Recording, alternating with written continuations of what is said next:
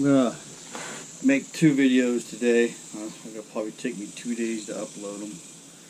So one of the things I left off of last time, by the way, hello everyone, Chief Prepper here, is the importance of having a headlamp. These are the ones I carry when I go hunting. You need one with white and you need one with red. The red is to cut down on your footprint in the woods because, you know, again, you just don't see the red light as far away. So I'm going to ramble a bit on this video. I don't know what I'm going to title it as. So this is one of the water containers that I have. It's brand new. I haven't used it. During the Texas freeze, me and my wife got caught with our pants down because we didn't think it was going to be that big a deal. And then we've been here 7 winters, and this past winter was the first year one of our pipes broke. And we have had some cold weather prior to that, but just not like we did. So 7-gallon jug, fill it up before emergencies. It's nice because it has a spigot on it. One of the other things I'm going to do is build a stand over the sink, both in each bathroom and in the kitchen, so we have a place. I also have one of the Igloo big orange things with a push button valve on it. So, and on my list of things to get is a water bob, but I got to get something to put the water bob in.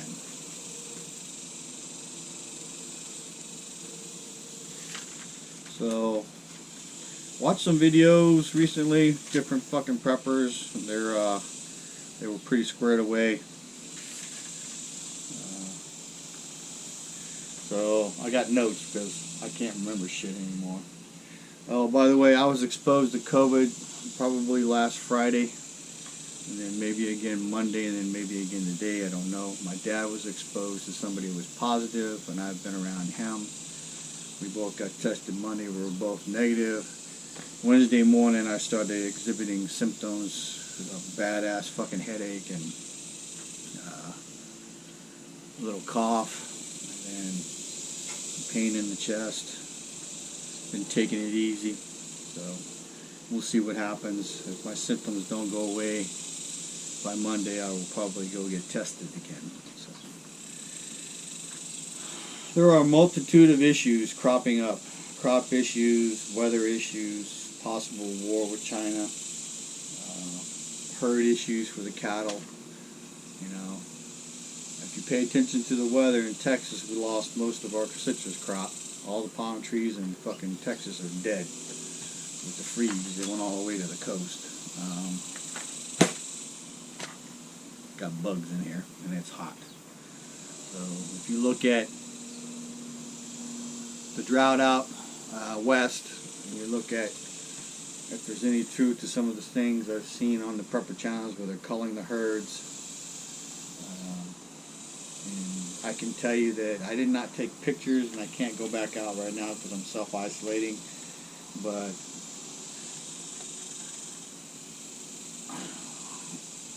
I was in Sam's Club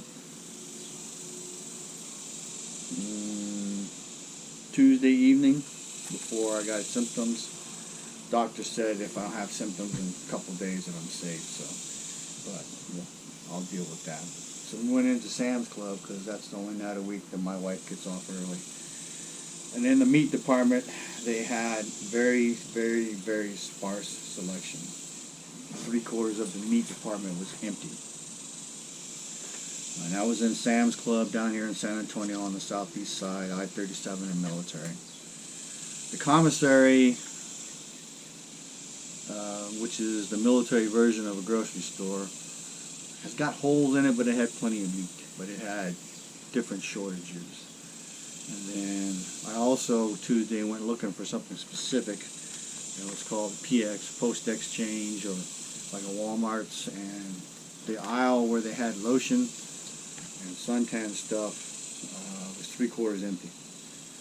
So I do believe we are headed to shortages. I can't put my finger on it. But I can tell you that every store I was in had canned goods.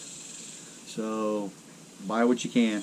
Don't break the bank, because there's a dog out here. We don't know when or what's going to happen, but be studious. I will tell you that a lot of preppers people say they can't afford to prep. That's bullshit. Just say it. I will tell you also that a lot of preppers say, cut back on this, cut back on that, and some of them say, maybe don't eat out very much. I would say that as well, but I would say that if you can eat out and still prep, then definitely do that, because I think we're going to come to a time and place where eating out's not going to be an option, because everything is pointing to lockdowns again. I don't know if that's going to happen, but it's a deal. So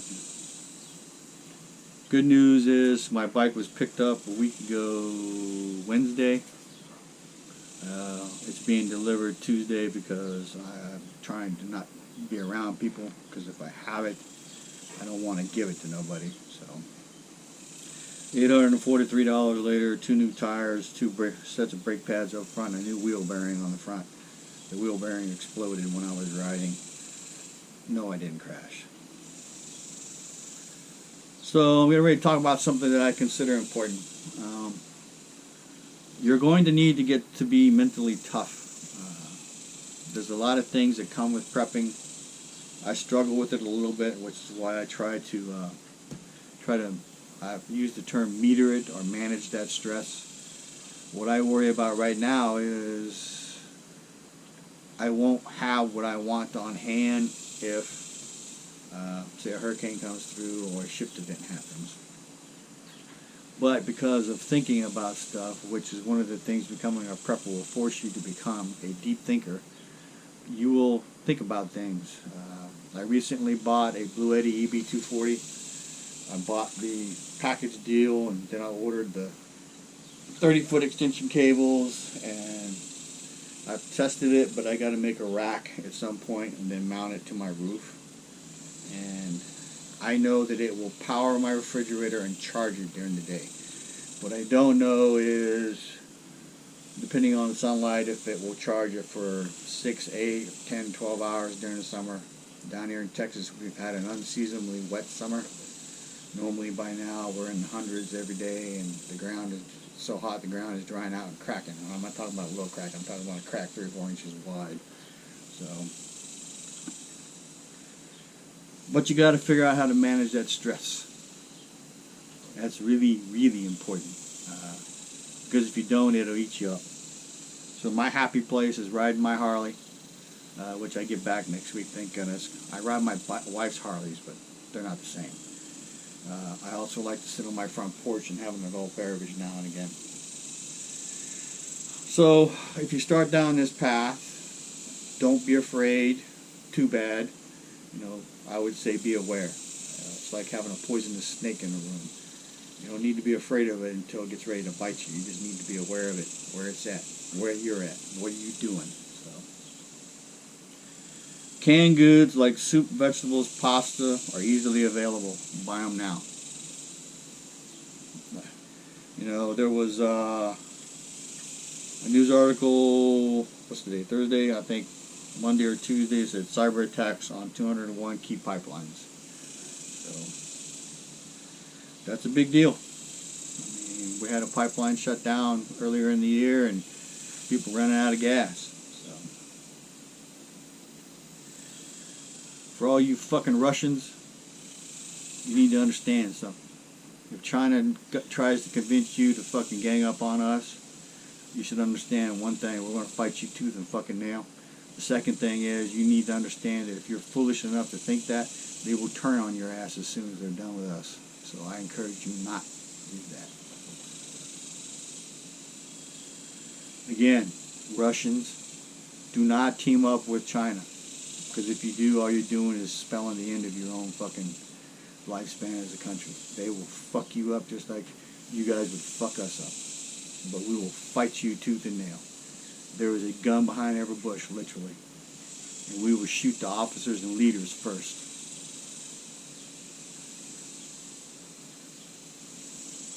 Did I say remember a gun behind every bush? Pretty much. It came out in the news today that Biden is not going to extend the eviction moratorium. In Texas, that means a week from Monday we will have evictions starting. The numbers I've heard is 10 to 20 million people that are going to be on the street. So that is going to exacerbate problems. It's going to make it dangerous to go to the grocery store, possibly. Other people have talked about that. So, I don't know what it is, in each state it's different.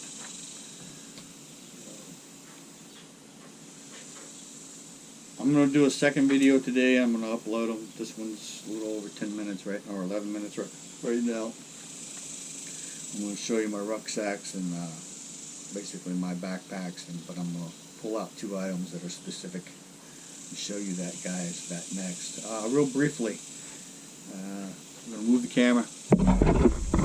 Make sure you get some over-the-ankle boots. Some of you might ask why. The Army has a habit of what's called blousing their boots. Sometimes people put a band around their leg and roll the pants up underneath. The best way to do it is to put your pants inside the top of your boots. Fold them in a manner where you can get them in. Make sure your pants are long enough that they'll stay in. That's very important if you're moving and brush and stuff. One, it creates a smaller footprint so stuff's not raking across your pant legs. The second thing it'll do is, in Texas we have fire ants, and these goddamn red ants that they have that are they're bigger than a 1/4 inch long. When they bite you, it hurts worse than a hornet sting. And they can bite you, well, the biting doesn't hurt too bad, but the stinging, I got bit by one that hurt worse than a hornet sting. So. But if your pants are in the top of your boots and you happen to be in brush and you step on an ant pile, they won't get into your pants, more than likely. Now, if you're standing in one place for a long time, they may. Didn't have this on the list, but I'm going to talk about critters. You need to learn about critters where you're at. Everybody talks about bugging in and bugging out. I think we're all bugging out at some point. I made that point to another prepper. No matter how much supplies you have, you're eventually going to run out. Even if you don't bug out, you're going to venture out, which means you're going to go away from where you're at. So you're going to run out of supplies, and it's going to force you to go places to get the stuff you need. So when I say critters, Texas has got all 4 of the poisonous snakes. It's got the, can't think of the one that's red, black, and yellow, but the rattlesnake, the moccasin, and the copperhead. So we got scorpions that put a whooping on you. We got black widows. We got brown recluses. So if there is a true shift event and there is no electricity, you need to be cognizant of the fact that you will probably not be in your house. It'll be too hot in the summertime, and if you have firewood, you'll have heat in the winter. But you need to imagine that a shift event is going to be as austere as it gets. It's going to be like camping in the woods with no trailer, no toilet. Washing your hands will be like a pleasure. When I was in Iraq, all the women complained because they said all the, as they called us, boys were stinking because we stopped wearing deodorant because it didn't matter how much we put in. We sweated so much that by the end of the day we were stinking anyway, but they didn't like it. So, personal hygiene, I've talked about that. It's going to become a problem. Make sure you learn how to make your own soap. Make sure you stock up on soap. Make sure you stock up on toothpaste and toothbrushes. Make sure you stock up on, alcohol, hydrogen peroxide, bandages, Band-Aids. Little nicks and cuts can mess you up if you get an infection, especially if you have dirty fingers, which you will have if things go really bad. Nobody can predict what's happening. All we can do is try and prepare. preparing is getting harder and harder. You know, we got Chinese nuclear reactor. It's probably letting off gas, and the nuclear cloud may go over at least Alaska. And if it goes over Alaska and it stays relatively intact, it will eventually work its way down. If you know anything about weather, weather patterns go from the northwest down to the southeast typically. So, you know, that's like having nuclear radiation fallout without them setting off a bomb, which is, in my opinion, exactly what some dirty fucking Chinese person would do, especially if they want to bring us to our knees. So think about stuff, you know. I'm not going to disagree with anything anybody says other than food and water first. I would say security and shelter next. And then, you know, just work your issues, you know. I'm rethinking the propane tank versus the second Blue Eddy. Propane tank will give me 20 to 30 days of power, but eventually I'm going to run out. And if there's nobody filling them up, then at least right now it would make more sense for me to get a second Blue Eddy and solar panels and set them up, and then I can keep 2 refrigerators and freezers combined, the fridge freezer type running, and then, you know, over time